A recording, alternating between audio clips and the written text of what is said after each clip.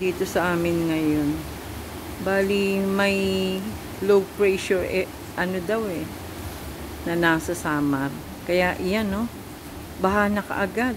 Umulan lang yan siguro mga bandang alas 10 hanggang ngayon na gabi na Ayan mga mag-aalas 6 pa lang. Dati hindi kami rito binabaha ng ganyan. Ngayon, iba na talaga, Baha na. Paano pa kung hindi huminto itong ulan na to? Paano pa yung sa Naga City? Mas matindi ang baha doon. Dito nga sa amin na hindi binabaha. Ngayon, tingnan mo. Taas na ng tubig. Paano pa yung dati nang binabaha ng mataas? Naku po, sana huminto na rin ang ulan. O kayo, kamusta naman kayo? Yung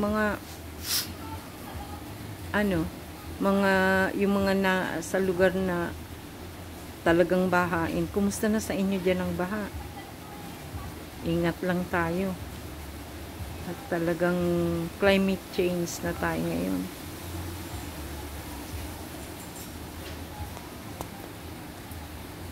Ito, titignan ko naman dito sa may harapan ng bahay namin.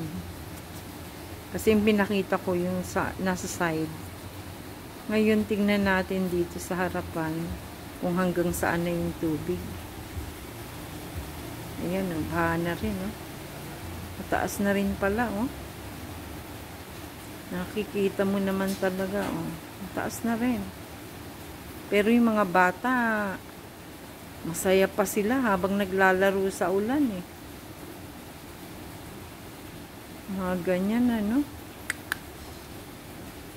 Ay, nako. Sa bagay, naalala ko nung bata pa ako, ganyan din pag umuulan. Tuwang-tuwa. Kala mo may shower. Na kahit saan ka pumunta, sinusundan ka ng shower.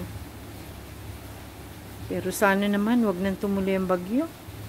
Nakakatakot na. Naka-experience na kasi ko ng malalakas na bagyo, kaya kakatakot.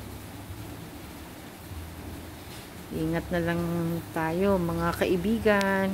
Saan man kayo ngayon, parte. Ingat-ingat na lang.